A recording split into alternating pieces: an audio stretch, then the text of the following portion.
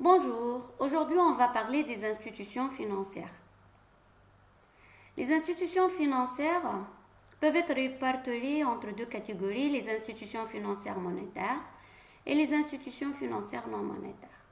Les institutions financières monétaires sont la banque centrale, les banques, on parle des banques universelles, les banques de dépôt, les banques de second rang ou bien les banques tout simplement, et le trésor public. Les institutions financières non monétaires peuvent être subdivisées entre des institutions non bancaires et des institutions bancaires mais non monétaires. Les institutions financières monétaires, on va commencer par la présentation de la Banque centrale, qui est un établissement public national doté de la personnalité civile et de l'autonomie financière. C'est l'institut d'émission. Les billets émis par la Banque centrale en seul cours légal. Elle est responsable de la conduite de la politique monétaire, elle gère les avoirs en monnaie étrangère du pays, elle effectue des opérations sur or et devises et est chargée de l'application de la législation et de la réglementation des changes.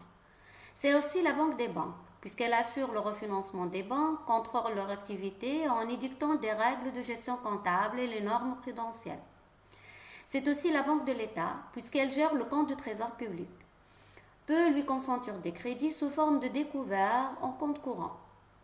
Les opérations effectuées par la Banque centrale et qui sont génératrices de l'émission monétaire sont des opérations sur or et devises, le refinancement des banques et les concours accordés au trésor.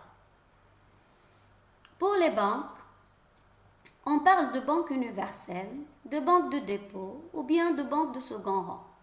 En fait, elles sont considérées des institutions financières monétaires parce qu'elles créent leur propre monnaie qui est la monnaie scripturale, en accordant des crédits aux agents non financiers, qui sont les ménages et les entreprises.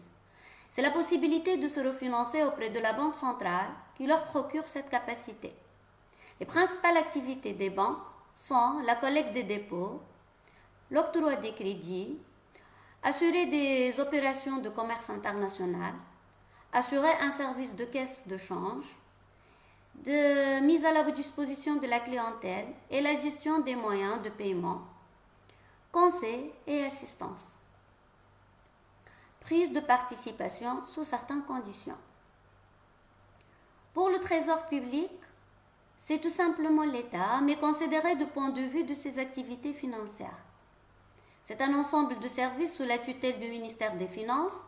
D'un certain point de vue, le trésor public peut être considéré comme une banque, puisqu'il exécute des opérations d'encaissement des recettes de l'État et procède au décaissement nécessaire au règlement de ses dépenses.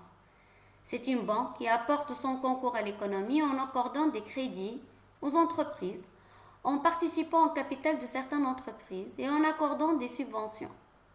Le Trésor dispose d'un centre de chèques postaux et d'un organisme de collecte de l'épargne, dont la gestion est assurée par les services de la Poste. Le Trésor crée de la monnaie postale, subit des fuites de monnaie centrale de son circuit. Il participe aux opérations aussi de compensation. À ce titre, le Trésor public est une institution financière monétaire. On passe maintenant aux institutions financières non monétaires et qui ne peuvent pas créer de la nouvelle monnaie. Ils peuvent être composés entre des institutions bancaires non monétaires et des institutions financières non bancaires. Les institutions financières bancaires, mais qui sont non monétaires, en fait, ils ont l'appellation d'une banque, mais n'ont pas la capacité de créer de la nouvelle monnaie. Dans le système financier tunisien, on peut parler des banques de développement mixtes, qui sont des banques régies par des conventions bilatérales entre l'État tunisien et l'État des pays arabes.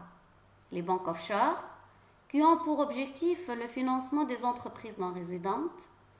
Les banques d'affaires, qui assurent des services destinés à faciliter la création, le développement et la restructuration des entreprises. Pour les institutions financières non bancaires, on peut trouver des institutions financières de collecte d'épargne, tels que les centres d'épargne postale, les sociétés d'assurance, les organismes de sécurité sociale, comme le CNSS, CNRPS, CNAM. Les institutions financières de financement, qui sont des organismes de leasing, les sociétés de capital à risque. Les institutions financières de placement, comme les organismes de gestion de portefeuille, et les sociétés de recouvrement des créances et de factoring. Merci pour votre attention.